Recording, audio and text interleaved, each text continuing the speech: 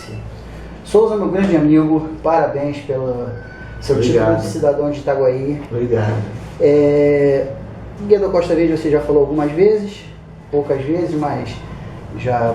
Acho que você já falou uma vez, pelo menos. Acho que já. Então, a entrevista hoje, a ideia é que... Quem é Adriano Souza? Vamos começar devagarzinho, uma coisa rápida, sucinta, que você diga quem é você, de onde você é, como você começou, para que as pessoas possam entender como culminou esse teu título de cidadão de Itaguaí. Meus pais vieram para o Rio de Janeiro na década de 70, vieram do Espírito Santo e foram parar na Ilha do Governador. Eu já nasci no Rio, meus pais vieram de Espírito Santo, eu já nasci no Rio, meu pai foi trabalhar, foi ser peão na construção do aeroporto de Galeão. Eu nasci no Hospital Geral de Bom Sucesso, mas meu pai vindo da roça, morando na favela do Dedê, não aguentava aquela maluquice lá no Rio.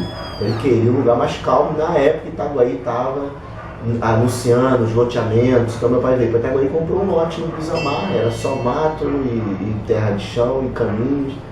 E aí fez um barraco, quando foi em 81... Em que ano que ele veio? 81. Eu vim pra cá com 5 anos de idade. Então, 5 anos de idade eu vim pra cá. Aí começou com 5 anos de idade, morando na cidade de Itaguaí, que Itaguaí na época não era referência nenhuma, a não ser historicamente o caminho do imperador, mas...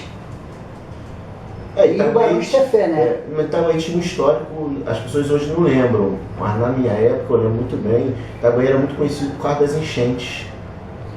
Péssima lembrança. Isso aí. Essa é a Minha péssima família lembrança. perdeu tudo 2, 3 vezes na enchente. Itaguaí era uma cidade muito conhecida por causa das enchentes que dava aqui. Graças a Deus só perdi uma, você ganhou em 2. Mas então você veio aqui 5 anos, mas você numa cidade que eu conheci Itaguaí em 87, que eu acampei na Ilha Grande, passei por aqui, e não me lembro de Itaguaí ser um polo cultural.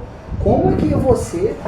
Mas Itaguaí então não era conhecido como cultural, centro cultural, formador de cultura. Apesar de ter na história o Barão de Tefé, não tem nada nesse período pós-Barão de Tefé, é uma coisa muito marcante.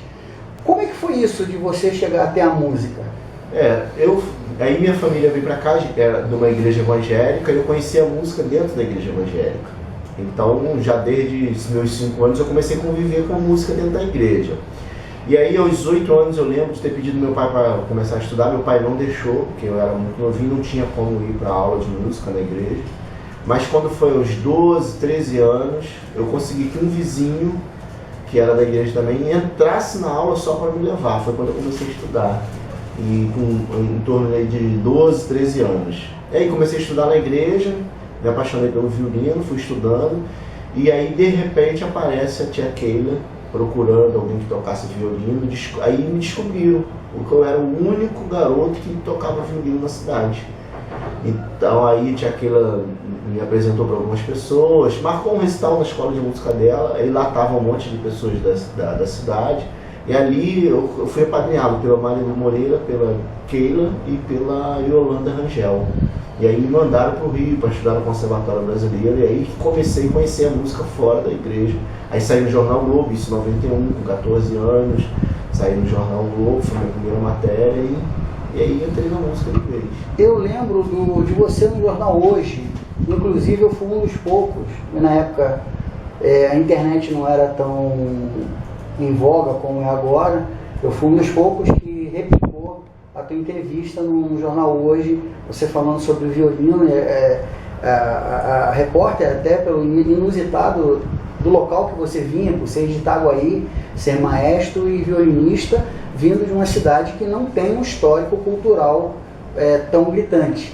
Eu achei muito interessante, fiquei extremamente alegre com aquela entrevista, só que também houve um período o seu de ostracismo, que eu lembro que você foi diretor da escola de música, a antiga escola Itinga, depois mudou para Chiquinha Gonzaga, e você sumiu.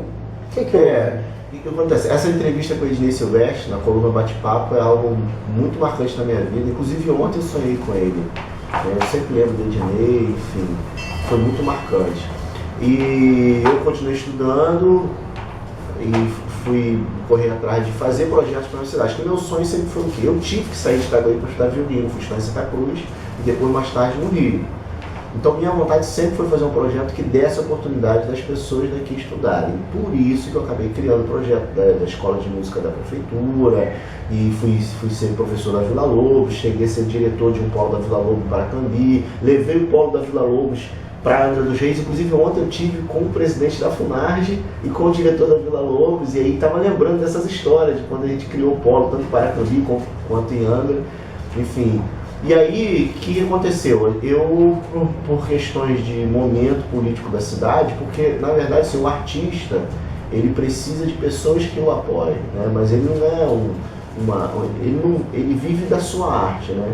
E eu, muito imaturo naquela época, montei o projeto, mas não tinha noção nenhuma do que poderia acontecer. A coisa cresceu, a prefeitura montou a escola de música, mas quando troca-se governo, troca-se todo mundo. E aí eu saí e aquilo me magoou muito, porque aconteceu o mesmo problema em Itaguaí, em Paracambi e em Angra. Os 3 projetos que eu tinha ajudado a fundar, simplesmente eu fui exonerado dos 3. As 3 crianças isso aí, que você aquilo me magoou muito. Ajudou a começar a engatinhar, mudaram de pai. Isso aí. E aí eu parei 10 anos com a música, cheguei a parar mesmo tudo, desfazer todos os meus equipamentos, que botei até meu violino para vender, que ninguém comprou, né? Graças a Deus. E aí passaram-se praticamente aí 10, 11 anos que eu fui para o Rio de Janeiro e fui trabalhar na área de construção civil. E abandonei totalmente a música.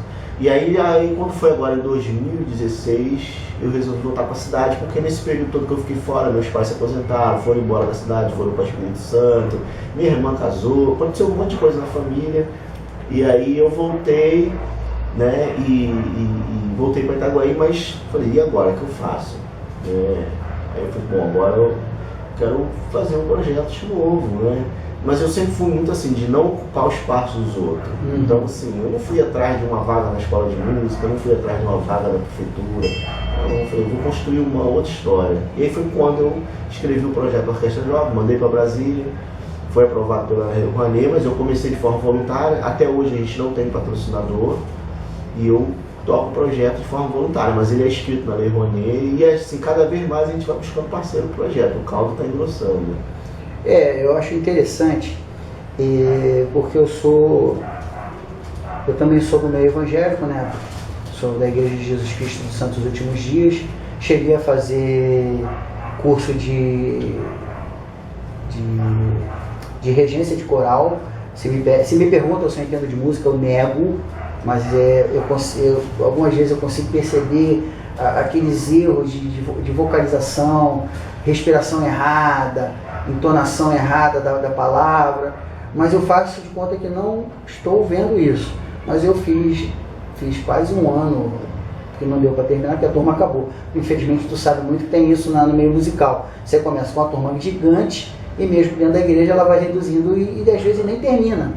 Então eu fiz o curso de regência de coral, então eu sou apaixonado, apesar de ser um roqueiro, eu sou muito eclético, escuto muito de tudo, menos funk.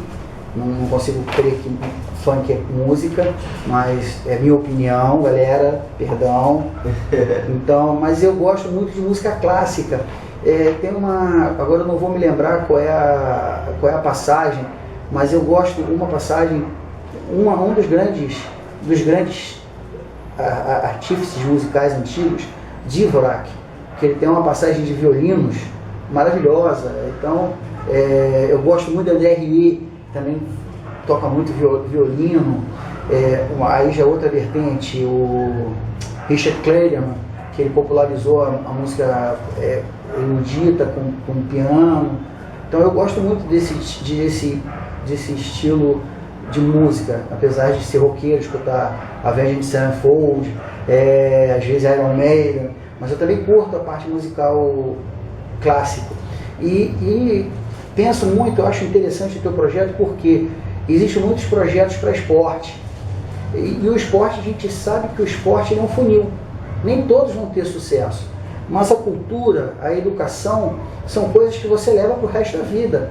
E eu não pude te ajudar tanto na UIRJ, primeiro que eu estava passando por problemas muito sérios, depois da entrevista eu te explico, mas não estava podendo te ajudar pessoalmente, mas em oração, em desejo que desse certo. Você, não sei, você deve ter visto que eu repliquei teus posts no Facebook, a tua ida à tribo indígena, achei maravilhosa. Aquela republiquei 2 vezes para ver se alcançava o máximo de doação possível, que era aquilo que eu podia fazer.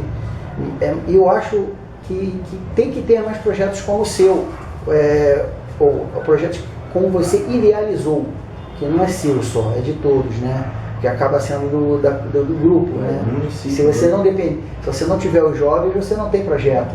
Se você não tiver uma mocidade com vontade, tu não tem projeto. Então, a ideia paternal que você tem desse projeto é maravilhosa. E eu te dou meus parabéns. Eu acredito fielmente que, paralelo ao esporte, nós temos que ter a educação, nós temos que ter a cultura. É isso mesmo. Então hoje estou muito feliz, o projeto hoje funciona em 5 polos, tem cerca de 200 educandos, né? E esse segundo semestre a gente vai fazer uma agenda de visita nas escolas, que a intenção é a gente tocar nas escolas e alcançar aí cerca de 10 mil ouvintes. Você já tem alguma conta que as pessoas possam, de repente, colaborar com 5, 10 reais, 20 reais, R$1, que seja? Vocês têm alguma conta que você possa divulgar para que a gente possa fazer essa captação e ajudar vocês a manterem o projeto? Hoje o que eu peço para as pessoas fazerem? Ir lá no Facebook, né? A gente tem o perfil, que é Adriano Souza Orquestra Jovem de Itaguaí, e tem a página da orquestra, que é Projeto Orquestra Jovem de Itaguaí. E aí lá a pessoa, além de conhecer, ela consegue mencionar pelo Messenger, entrar em contato e ver como ela pode ajudar, doar um instrumento, a questão financeira, galera, várias formas. Quem não conseguir achar a página dele, vai no O Guia da Costa Verde, dentro do Facebook, que eu vou lá, mais tarde eu vou linkar, vou deixar tudo preparado para que as pessoas entrem em contato com ele. Então, quem tiver dificuldade de achar a página da ORG, Orquestra Jovem de Itaguaí. Orquestra Jovem de Itaguaí, ORJI.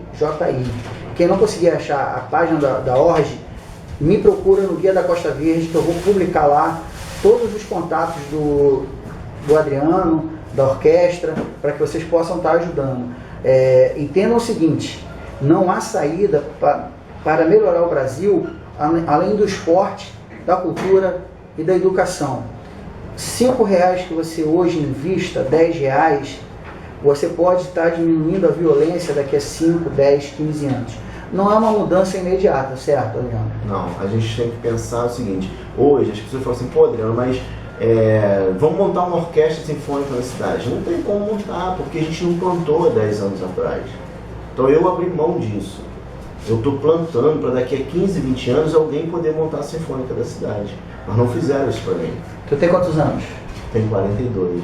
Não, daqui a 15 anos dá para você estar também. Tomara, Você né? vai estar que nem aquele maestro, acho que você não é do maestro João que tem. Carlos. O maestro que está começando a recuperar os movimentos através de tratamento de célula-tronco, que rege divinamente. Mas você vai estar lá daqui a uns 15 anos regendo. Em nome do Pai Celeste, que ele possa estar te ajudando.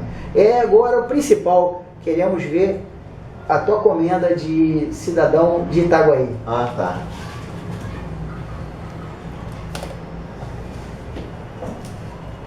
Aí, galera, cidadão de Itaguaí, o cara nascido em Bom Sucesso, morador já desde os 5 anos de idade em Itaguaí, é cidadão de Itaguaí oficialmente. E é mais cidadão que muita gente, porque o violino não é barato, o tempo que ele está gastando, ele deixa de ganhar dinheiro até para o seu sustento, mas o que ele está fazendo é em prol da cidade. Nós temos que pensar nisso, não é financeiro, é dom, é força de vontade, é desejo de um dia melhor.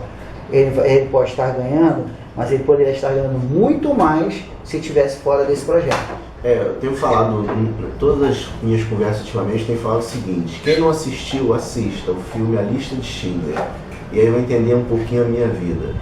Então, Schindler, na Alemanha nazista, do Hitler, era um grande industrial, começou a comprar os judeus, né, como escravos para trabalhar na fábrica, porque Hitler fazia isso, vendia os judeus como escravos. Só que chegava na fábrica e ele não botava ninguém para trabalhar. Então ele foi comprando o máximo de pessoas e gastou todo o dinheiro dele salvando vidas. Então hoje eu gasto o tempo que eu posso e todo o meu dinheiro no projeto, porque eu acredito que é através da música que a gente vai resgatar. Só não compare muito o Schindler ao Souza, ao Adriano Souza, porque no início do filme de Schindler mostra que ele era um cara mau. Ele era um cara que tinha um péssimo caráter, mas através do contador dele, que foi trabalhando o coração dele, falando a ele, que mostrava o que as pessoas poderiam produzir com a boa vontade, porque na verdade eles até trabalhavam.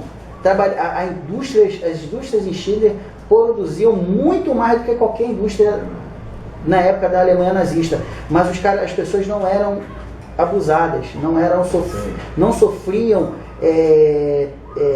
chicotadas que nem as outras empresas. E quem não sabe, Schindler, todos os anos que as pessoas estavam como escravos, ele pagou o salário de todas as pessoas. Mensalmente ele dava ao contador, o contador separava de todo mundo, não entregava porque ele sabia que a polícia nazista ia chegar, ia investigar, ia confiscar o dinheiro, mas o dinheiro de cada família estava separado. Continuou pecando, porque ele continuou dando uma mordidinha nas garotas assim por fora, mas alemães. A mulher dele até hoje tenta falar mal dele, mas os próprios judeus não deixam falar mal de Schindler. Essa é a ideia. As pessoas podem ter seus erros, mas todo mundo tem um lado bom. Você tem como fazer alguma coisa por iniciativa própria, né? Sem esperar que o outro venha. Ele deu mole, ele não é o Schindler, mas ele deu mole, largou 10 anos aí, não teve, vamos dizer assim, fraquejou um pouco, mas é um cara inteligente. Mas foi bom, né? Porque a reflexão, ela é uma faculdade, né? Foi sabático. É uma faculdade que você não ganha em lugar nenhum, só você entrando em você mesmo, né? Galera, quero agradecer aqui ao Adriano Souza, a gente já se conhece há bastante tempo. Nossa, tem mais de 10 anos, né, Souza? Muito não, mais. Só 10 anos você ficou fora? Muito mais. Cara, como que a gente se conhece? Na house, né? Isso aí, tem muito tempo. Rapaz, eu fiz muitos amigos de pé de lan house. Eu dou graças a Deus por ter ralado na lan house, porque foi o melhor momento pós lan house, que depois eu pude ter tantos bons amigos. Quero parabenizar o Souza, grande cidadão itaguaiense. É isso aí, galera. Essa foi a entrevista, coisa rápida, para vocês conhecerem o Souza, o porquê de ele ter merecido ganhar o título de cidadão itaguaiense, porque ele fez pela cidade sem comprar ninguém. Valeu, obrigadão. Valeu, final.